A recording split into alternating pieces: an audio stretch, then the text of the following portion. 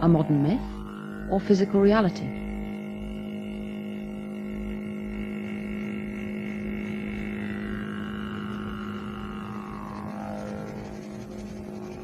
The being had these very large black eyes, luminous, or not luminous, I don't mean that, I mean they didn't shine, but they were shiny in the sense that they reflected light, big black, like they were balls of black liquid. Grey, small, about 3 foot high, with great black eyes. You can't really see their mouths. You sort of see, there's a nose there, but there isn't a nose there. They're ugly. They're gray in color, light to dark gray. Their bodies are incredibly thin and small in comparison to their large heads. And they're scary. Last year, a poll claimed that almost 4 million Americans are the victims of alien abduction. Around the world, thousands of people have come forward to describe an experience that is consistent and terrifying.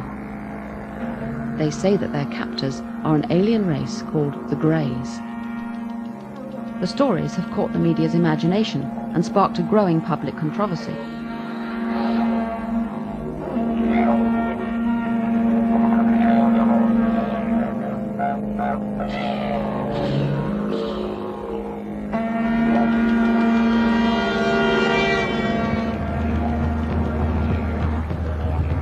I went to the States to investigate the poll and alien abductions. I don't know quite what I expected to find. I didn't know much about the claims or what people had experienced. I've been investigating the paranormal for 20 years now.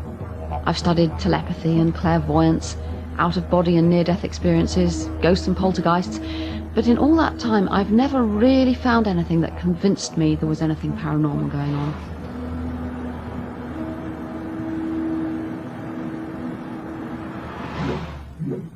I was laying there, and just before I'd fallen asleep, off to the right-hand side of me, off to the edge of my bed, was a little white, it was a very bright white flash of light that went off.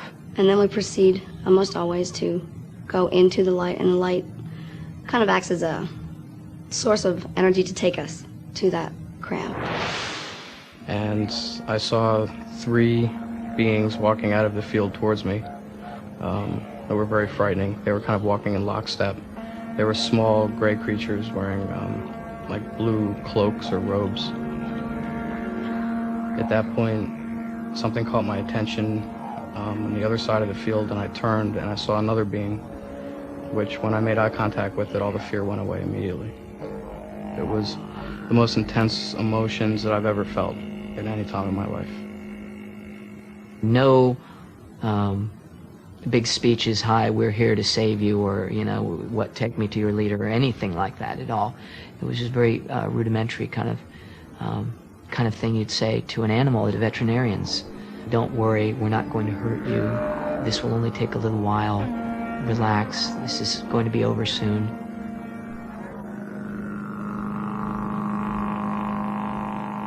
The most extraordinary claim is that the Greys are conducting a hybrid breeding experiment with their prisoners.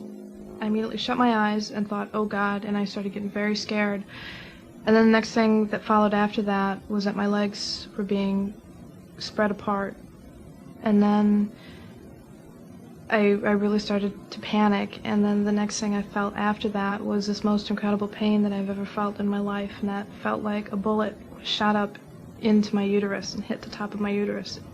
And I screamed so hard. Sometimes you can see the fetus being removed and taken away to be put into the columns. Most times I just know it's happening, though from my vantage point on a table with my legs in the air, I can't see too awful much about what's going on or describe in detail how they do it. In like little glass boxes, I've seen these babies.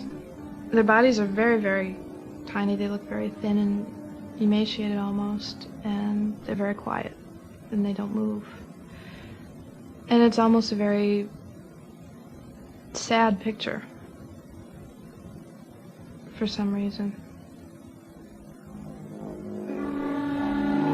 And there's again the mist and the light and we just go out, follow the light, and then we're taken back and put exactly where we were when we left. If I was sitting up reading a book, I'm put back sitting up reading a book. I don't care for them much. I don't care for their intrusion in my family and my life. I don't like that at all. I don't like them at all.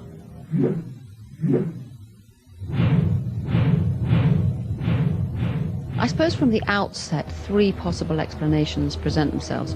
One, that people are just making it up, it's some kind of invention or hoax. Two, that it's real, there are aliens out there actually abducting people and they're describing truthful experience. Or three, they're interpreting as an abduction some mental experience produced by their brain. What's particularly striking about the abduction stories is how consistent they are. People report the same kind of experience again and again. Now this could be because they've all met the same kind of alien, or it could be because similar things are going on in their brains.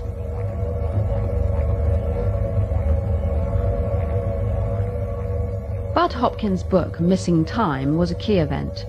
People who had periods of missing time, when they couldn't remember what had happened to them, began to go to therapists and asked to be hypnotized to see if they could find out what had happened. And lo and behold, lots of accounts of abduction experiences were recovered. Bud is one of the designers of the poll that made those extraordinary claims about nearly 4 million Americans being abductees. He's come across abductees from all walks of life. I have worked now with, I've had 7 psychiatrists come to me because of their own personal abduction experiences. I've had probably 10 or 12 police officers. I had a full colonel in the Army recently. I had a NASA scientist. I've had people who are prominent in show business and in just plain folk, children, adults, and so forth. People from all racial, ethnic backgrounds, virtually a cross-section. And these people are all very frightened, traumatized, confused, wondering, am I crazy? What's the matter? How can this be real? Hoping it isn't real. And there doesn't seem to be any particular pattern to the reason these people have been selected. How many people are we talking about altogether? Well, I have worked myself in total numbers with probably 450 or so abductees. That's in depth with these people over the years.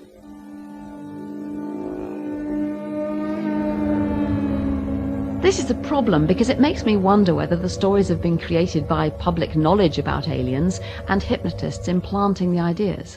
To reassure me, Bud invited me to watch the hypnosis of a young man. It was his first session. I want you to take... Mark had come to him quite nervous. He'd had some experiences when he was a teenager, when he was asleep in bed, and he couldn't really remember what had happened. I think Mark was hoping that when he came to Bud, the hypnosis would bring back memories and perhaps help him to cope with it. Maybe it's just a vague sense, whether it's a big, stocky person or a medium-sized person, whether it's a child, whether it's a man or a woman, you might get some sense. So After 30 minutes of careful and gentle questions, Mark identified his tormentors. 2, you're about to open your eyelids just a tiny bit and look. 3, closing your eyelids. Yeah, it looks like one of them. What do you mean, one of them? In gray. So what do you think's going on? You're implying all the time this is real. The person actually went out there. Something actually came physically into the room, into the world. What do you think's really going on? Yeah, well, I'm not saying that happens in every single case that comes our way. We reject some cases, and some cases seem to be cloudy. But in the cases that check out, which is the vast majority, there seems to be some kind of non-human intelligence which is interacting with us and which possesses some kind of technological equipment which is way advanced over ours. We do not know, ultimately, what this will mean. We have had 2 basic science fiction myths about ultimate contact with another kind of intelligence. Either they're going to be body snatchers, invaders from Mars, come to do us in, or they're going to be these wonderfully benign, helpful people here to help you with the ozone layer. We have gotten no evidence whatsoever that either of those 2 explanations fits. What does seem to fit is that whoever they are here for their purposes with their agenda. And they are trying to do this, it would seem, with a minimum of disruption of the lives of the people who are the involuntary specimen that they're dealing with. Some people have more than one experience. They have multiple abductions. This often starts when they're very young, in early childhood. They can get taken by the aliens many, many times. I've had pretty regular visits. They used to be very sporadic and maybe once or twice a year. And about the 1989-90 time frame, they got to be more regular. Mary's bedroom walls are covered with drawings of the Greys. Have these helped create vivid dreams? I don't believe that the experience of having an interaction with these extraterrestrial beings in dream state is anything similar at all. In the dream state, it's really more of sort of a constant flow, and the state of consciousness when you're awake is quite vivid to people, and they definitely know what they're perceiving and what they're seeing and what they're hearing. And when you interact with these beings, you know what you're seeing, you know what you're hearing, and it just there's no way that you can confuse the two. I work in the defense industry, and I have a very mainstream 9-to-5 conservative job, and I am not a person that most people would suspect this is happening to. I think a lot of people feel that individuals who claim to be abducted are people living in some backwoods society that, you know, are just having some type of a mental illness of some kind. And I think it's important for people to know that the average, responsible, highly functioning adult person in the society is having these experiences. I think it's obvious that these people are not hoaxers. Something really did happen to them. But I can't accept that an alien race could wipe out our memories, but we could still manage to recover them so easily. On the other hand, the stories I've heard sound so convincing, and the abductees seem so plausible. And there are many people who believe their stories. Amongst them is one of America's best-known psychiatrists, John Mack.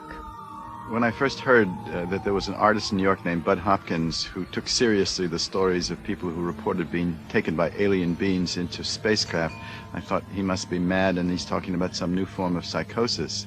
But these people, as far as I could tell, were of sound mind, had not communicated with each other, were not getting details from the media. This was long before the great media rash of information on this subject. They were reluctant to come forth, and they described similar stories in great detail and were shocked when they would hear that someone else had had a similar experience. And the only thing as a psychiatrist that I knew that behaved like that was real experience. John, you have a very high profile, and the fact that you're a professor at Harvard tends to make people believe you. I mean, do you think you could be seriously misleading people about what's going on here? What are the other possibilities? Dreams, for instance. Dreams do not behave like that. Dreams are highly individual. One dreams according to what's going on in your unconscious at that particular time, and the dreams of one person are quite different from those of another. Or some kind of trauma, for instance, like sexual abuse, which is often raised. Creating a story which replicates your abuse story.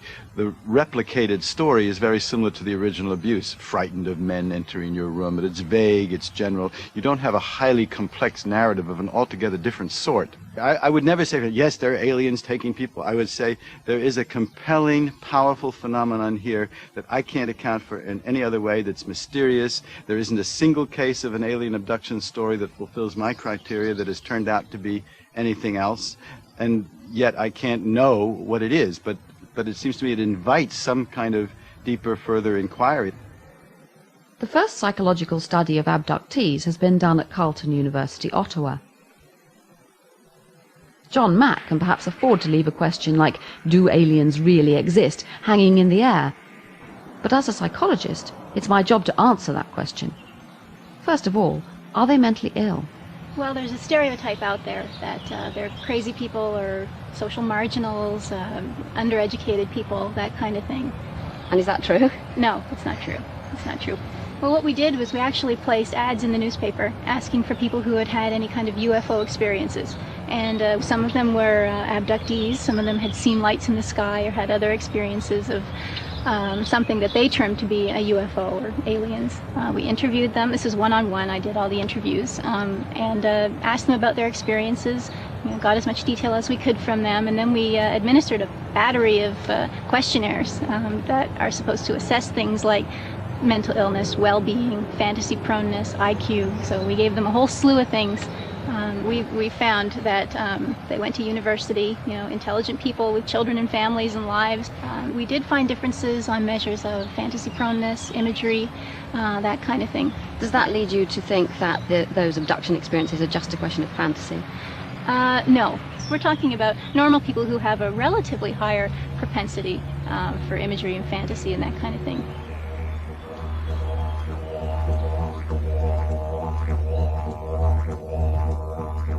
So, these people are not mad, and they're not just inventing a fantasy.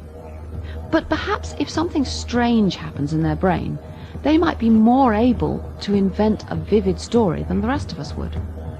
There's been a lot of criticism of researchers like Bud Hopkins and John Mack on the grounds that they could be implanting the stories in the abductees as false memories. It's quite possible by hypnotizing somebody, or even just by relaxing them or asking them the same question again and again, to get them to invent a story as though it was something from the past. And then, after that, they'll remember it as vividly as they remember things that really did happen.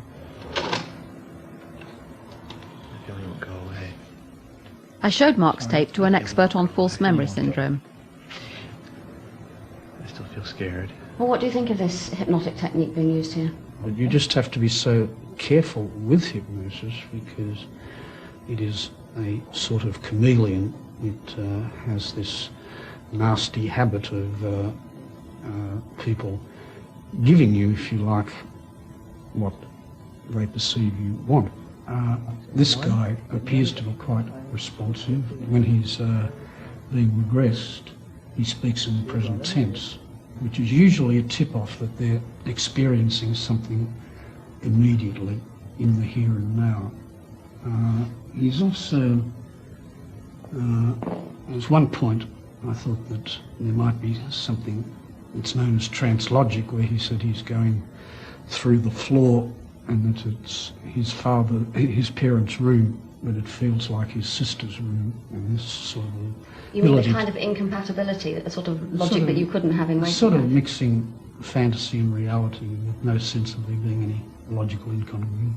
You see the walls in the bed there? I see the walls in the bed, but I feel higher now than that. I must feel like I've gone through the ceiling. Mm-hmm. My own feeling is that most of the work has been done before hypnosis even started. Bud helped to design this questionnaire, which is meant to identify the people who may be abductees. He's also trying to warn them that there are some dangers that lie ahead in being hypnotized, in revealing an abduction in their past. Well, the questionnaire is a quite interesting one. For one thing, it has a number of items on it about the paranormal. Have you ever had a religious vision? Have you ever seen or sensed the presence of a ghost? Has a deceased relative or friend ever visited you home in the night? We know that there is a quite reasonably robust correlation between belief in the paranormal and the ability to be hypnotised. Having filled out the questionnaire, now I've given some preparation as to what to expect. And we're told, well, the UFO is very scary, and further, hypnosis is a very scary experience. But isn't that just a sort of kind warning so that they will not go into it unprepared? Well, it seems to be emphasising it a little bit more than we ordinarily do. Well, certainly. In fact, it says here, you may finally come to see yourself correctly as a much stronger person than before and as a survivor. So he's sort of setting it up that only brave bungee jumpers do hypnosis. And you mean if you're not prepared to go through with it? Well, it means you're a wimp.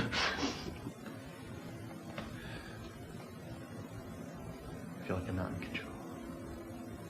Don't most of us believe that we can really tell the difference between our memories and our imagination?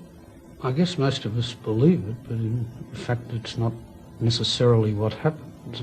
The thing about memory that you've got to realise is that memory is not like a videotape recorder. It's constantly being reconstructed in the light of fresh inputs, and as you know, the event gets more and more distant in time, what you think may be a true memory of what happened may actually be a fantasy of what happened, or what somebody else told you that happened, and you've got to realise that you're using a very fallible technique, and it's one that does not guarantee biblical truth. We're going to go back. This is a very good example of how simple it is to create false memories. You only have to relax someone, and if they have the right expectations, it's very easy for them to invent all sorts of vivid experiences, especially if they're the sort of person who has good imagery in the first place. All kinds of paranormal experiences can be created. Marianne is not an abductee. She's being regressed to a previous incarnation, a prior life. Getting younger and younger. 2, 1, and 0. I didn't do very much.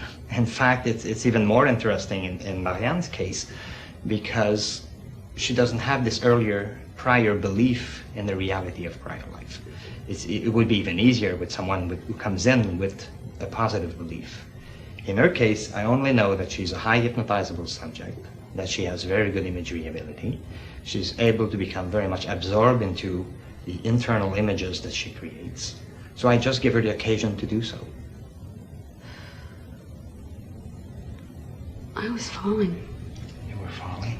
I fell off a tree. You fell off a tree? Are you okay? Yeah, it scared the heck out of me. At first, when he mentioned that we were going back in time, everything goes kind of blank. Anyway, for me, it went kind of blank. And then it was like I was traveling very, very fast, like a small bullet. And how old are you? About 8. What's your name? Clifford. Clifford. Well, I was an 8-year-old boy, and I felt I was a bad little boy. And just at the moment when Jean-Roch said, okay, we're going to come back, I was starting to feel a little nauseated, and I think I was on my way to mischief. I don't know why. It was just a feeling that I had. And tell me, this may be a difficult question for a little boy of 8, but do you know what year it is? 1750-something. Okay. The memory that I have of this past life is just as vivid as my other memories, just as real. And I would even say, well, because it's fresh right now, it's very, very intense. There are many similarities between whether you're talking about ritual sexual abuse, creation, past life regressions like we did, or even extraterrestrial abductions and kidnappings. All of these memories are reconstructed in the same way. Except if you can independently corroborate these memories, there are no way to differentiate them. If you take the case, for example, of a E.T. kidnapping, well, usually a person will come in with one experience that surprised them. And then they will be hypnotized, and slowly and gradually, over repetitive testing and recalls, the memory will take shape, and it will become more detailed, and will also take reality value.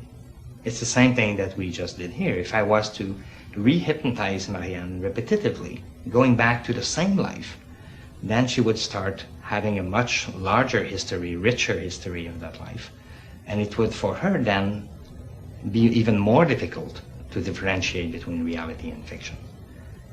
Where are you? I'm in the countryside. Studies show very clearly that what hypnosis does is that it increases productivity. It makes you talk more, but most of it's error. Hypnosis is the biggest red herring in this one could possibly imagine.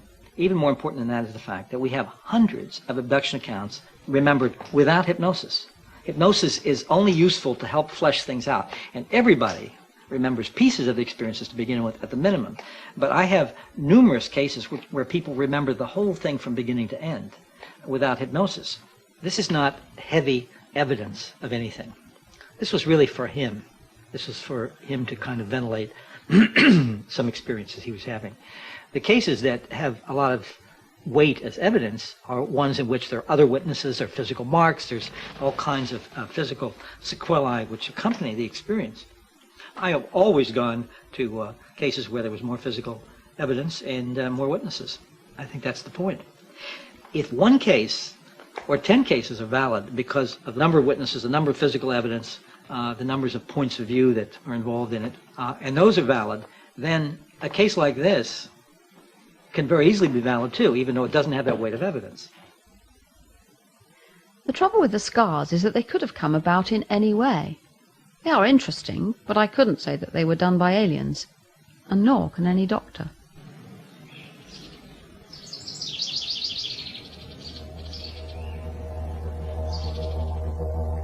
David Jacobs is author of a book containing the most detailed accounts of abduction experiences, and also a co-designer of the pole. People will describe an object being inserted by a needle-like device way up their nose. They hear a crunching sound as it passes the cartilage, goes all the way up, we think, towards their pituitary gland. Then the instrument is removed and the little BB or ball-like object on the end of it is gone. How come we haven't got any of those implants and can't see them? Well, of course, we've known about this for quite a while. We've come close, I must say, many times. We've had about 20 cases where people have sneezed these out or blown them out of their nose in some way. Each time they did not realize that they had been involved with the abduction phenomenon and thought they'd inhaled something and thrown it away or put it away for safekeeping, and over the years they got lost. In the CAT scans and MRIs that we have had, what will appear will be a little white, let's just say, density on the film surface. Now that density immediately goes into debate right away. It could be an artifact from space, it could be a calcium deposit, it could be anything. The only way you can find out for sure is actually operating and literally opening up their skull and looking at it. White spots on scans are not exceptionally rare. They're seen in many clinical cases. We do have other forms of physical evidence. One of the things that I first noticed years ago was that people were returning from these events with unusual stains on their clothes that seemed to make no sense. Stains on their underwear, on their night clothes, or whatever they were wearing to bed. We sort of know how they got these stains. Here are some of the stains. If you can see this here and this here.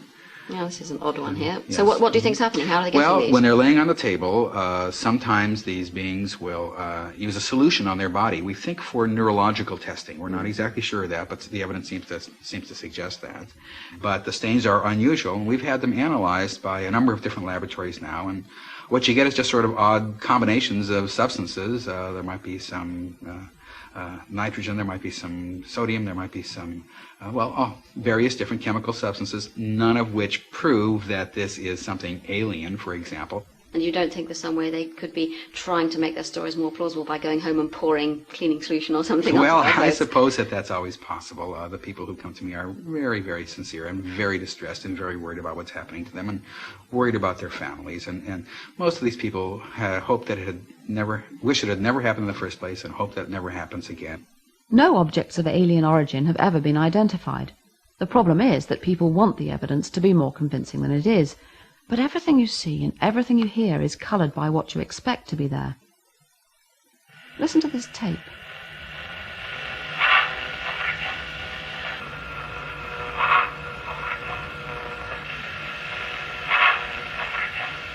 I tape record in my room every night. I've been doing it for about 2 years. You can hear 3 words, and the 3 words are, "Don't wake up."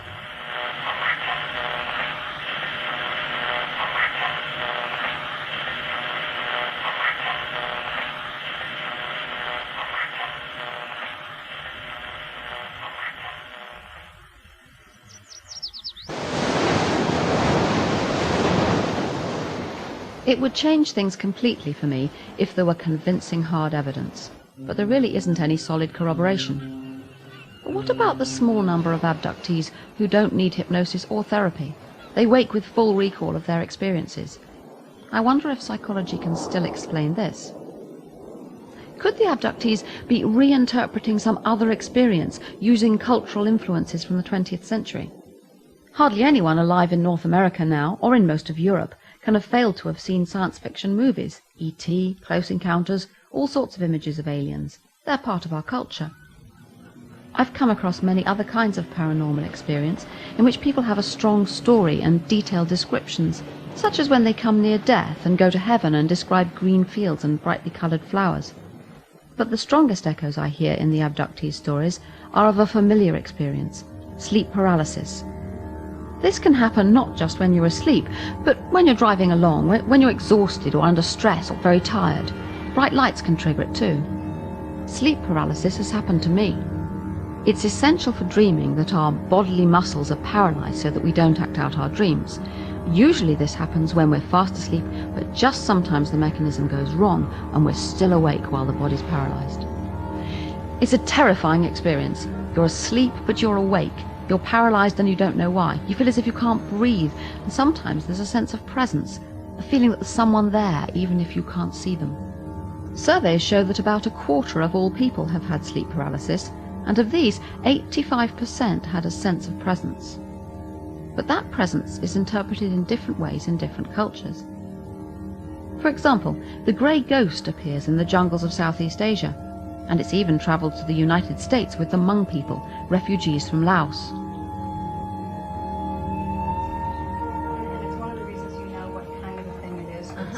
You cannot move at that time.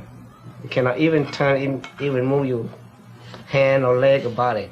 Just come and press on your chest and tickle, and then sit on top of your body. Sometimes you wake up after that goes left, but sometimes make you deep sleep. Do you have any idea why it picked on you? I have no idea. You've not done something terrible? No. And how many times has it happened to you altogether? I could not count when I was a young man in my country, but it happened to me in Philadelphia here. Does it still happen to you? Not about 5 years ago. Because I have the picture of Jesus Christ hang on the wall, and then since then never happened to me. In Newfoundland, Canada, the old hag appears as a dark, menacing figure and tries to strangle victims of sleep paralysis. People weren't a bit shy or embarrassed about the old hag. In fact, they were quite willing to talk about their experiences if you bought them a pint or two. At one time I saw an old woman with a black cape, and I don't know if that's just because I had heard that's what the old hag was. She sits on your chest and squashes you. She stops you breathing. Just whoosh, these two things came up in front of my face, and it was like a swirly black gray mass. It was all this weight, and just couldn't move, couldn't breathe, just couldn't do anything at all. Her victims are always paralyzed. And my mind is awake, and my body won't move. And I want to wake up, I want to scream. I try to scream, and nothing comes out. Nothing at all. Now I can look around. Can you look around with your eyes? Oh, your eyes my eyes open? are open, yes. Yeah. I've had the old mine hag. I've seen, like, my mother walk in the room and walk out. Well, I've had the old hag, and she has. And, yes, and she goes downstairs and, like, she'll yell to me, Fred, you know, supper is ready. I'm there like, yeah, sure it is, but bad time, Mom.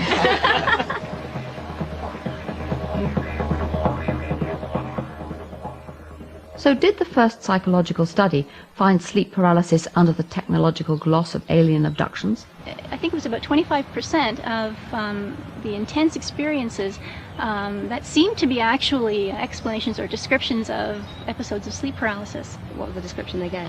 Well, typically that they were in their beds, woke up in the middle of the night, found they were unable to move, frequently described a feeling of being pushed down or held down by some unseen force. The standard description focused on the eyes as being very big, very dark. So what should I make of the poll? Conducted by the respected Roper organization, it was a telephone survey of 5,947 Americans and asked a range of questions supposed to identify potential abductees. The poll itself was well carried out, but what I don't understand is how you jump from a few simple questions that don't seem to be about abductions to the conclusion that someone has been abducted. Tell me what you think about the conclusions of the Roper poll. Well, the Roper poll has indicated to us that there are about 5 million Americans who have had experiences that are consistent with the experiences that abductees have had before they understood that they were involved with the abduction phenomenon, before they knew they were abductees.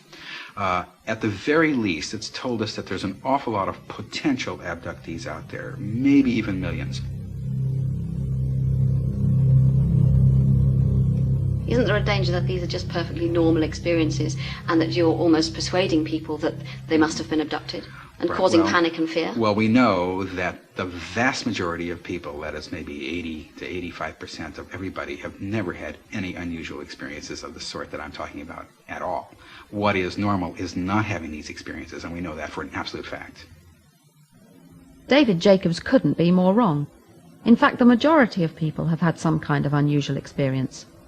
I don't think the poll tells us anything specific about abductions at all. All the events described in it happen to people when they have sleep paralysis and other perfectly explicable experiences. But there's still something missing here.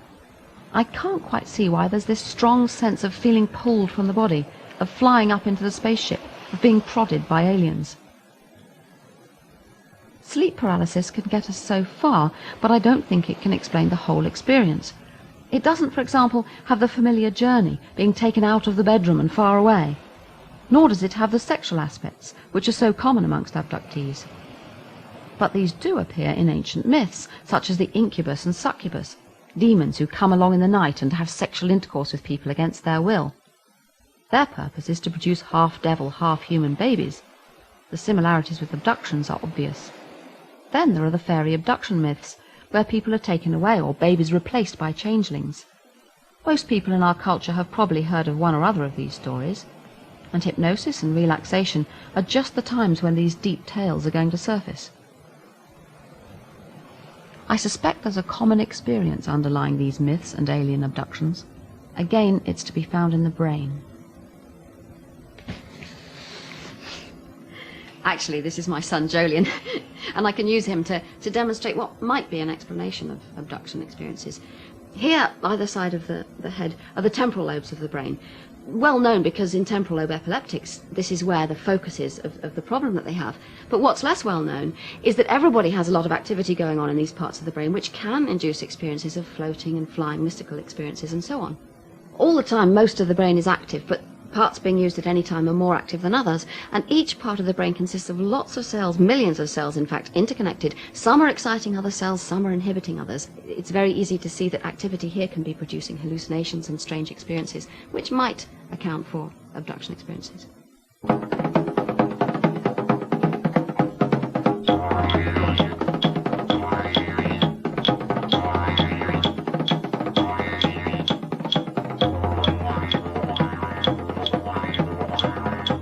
Creative, artistic individuals are especially susceptible to temporal lobe seizures.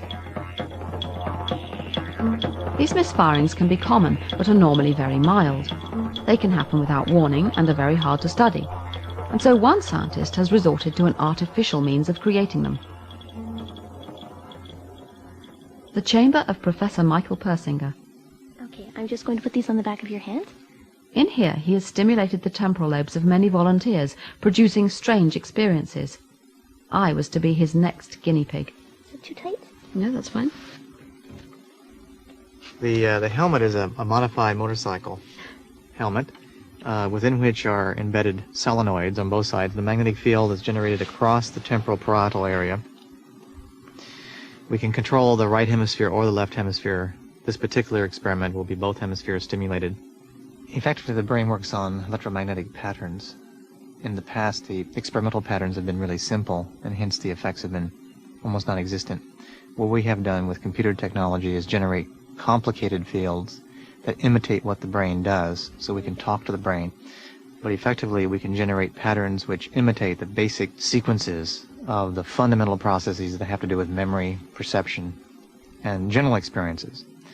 Do you mean that you could, at least in principle with a system like this, give someone a precise kind of hallucination? Technically, it would be called a hallucination because you're directly stimulating the brain, as opposed to going through the traditional senses. We'd have to be very cautious, and one should always be cautious, because the minute you force the brain to do something, you risk the possibility of seizures. What's that? Is that comfortable? Yes, it's fine. Your ears aren't squished or anything? No. Okay.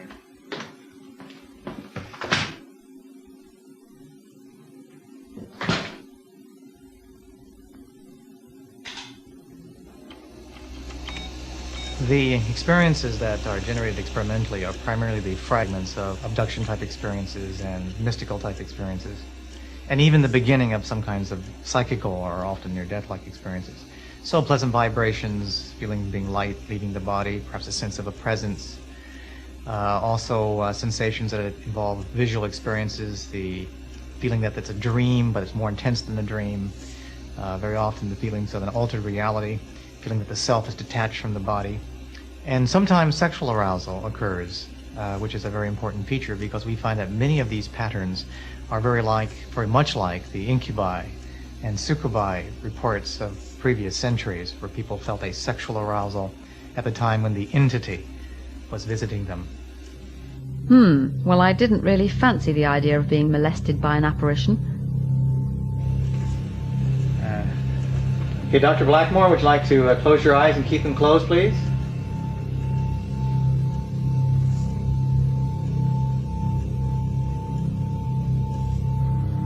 I'm rocking again. Oh, but this time it's a little different.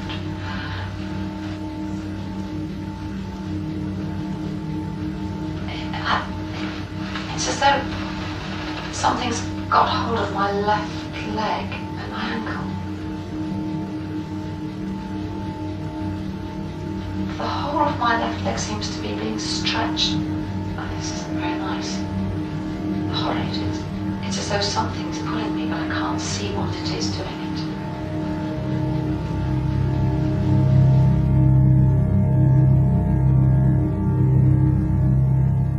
it. If somebody says that they've experienced a spiritual entity, but they're on a psychiatric ward, you're likely to say they're crazy. But if they have the exact experience and they're in a church pew, you're more likely to say it's real. The context determines your explanations for really mundane events. And I'm just floating again. I'm frightened. This is odd. I don't know what I'm frightened about. I feel really scared. Dr. Blackmore, I'm coming in now, okay?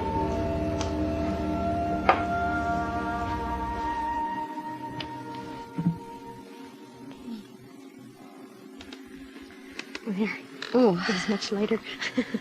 That was very interesting. In the first, well, of course the time's a bit strange, but in the first few minutes I was sort of thinking, well, is anything happening?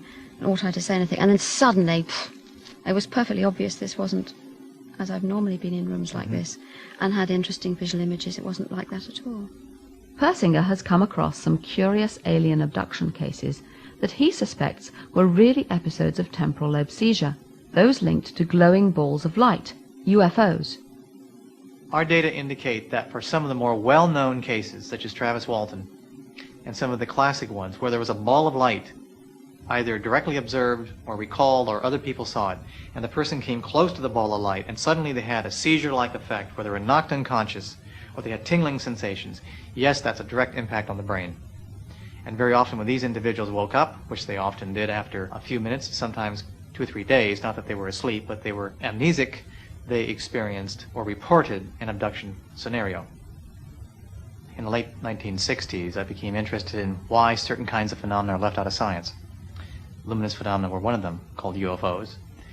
And so I began to look at about 4,000 or 5,000 of these events. So I codified them and put them on computer and began to determine if there were any kind of energetic sources that could explain these unusual things. My assumption was that it would require tremendous energy to produce these real oddities of the space-time fabric. Earthquakes was one candidate, at least the energy associated with earthquakes. And actually, I didn't do anything. I have to thank the computer, because when the analysis first came out, it became very clear that what were called luminous phenomena in the last century were highly correlated with earthquakes, and that these phenomena occurred weeks to months before earthquakes. When I applied the same formula to the contemporary setting, those phenomena were called UFOs, unidentified flying objects, most of them being luminous balls of light.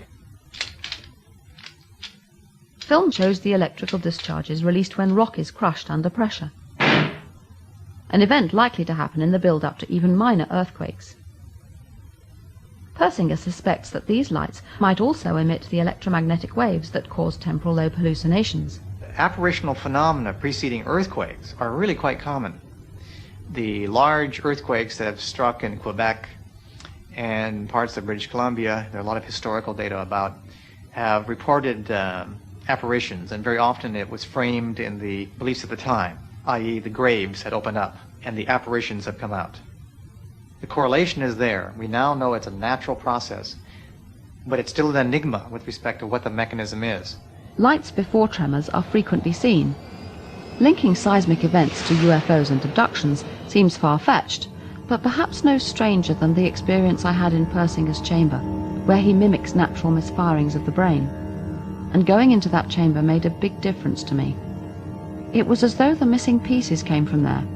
The sense of anger and fear, of being pulled and manipulated by something I couldn't see. In this case, I knew it was produced by a simple change in the brain, but if that happened to me at home in bed, I would be desperate to find some explanation for it. I can even imagine that if I'd heard of alien abductions, I might wonder whether I was an abductee and seek out a therapist to find out. And no matter how careful the hypnotist is not to cue you, if you're able and willing to provide lots of details, you will, and you'll then remember those as though the events really happened. I don't think I could dismiss completely the possibility that there are real aliens actually abducting people. It seems bizarre and odd, but I suppose it could be. Have 4 million Americans been abducted? In the end, I don't think the poll tells us anything like that at all. It just confirms what we already knew, that most people have some strange experiences that they can't explain. I wish more research were being done into this. But until then, I think I still might keep an eye on the skies.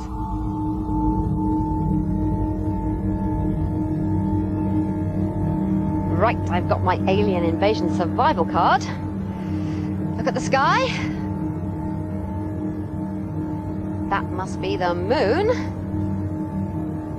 There's a cloud. Yes, got clouds. Oh, it'll even help me identify seagulls. But can I see a UFO?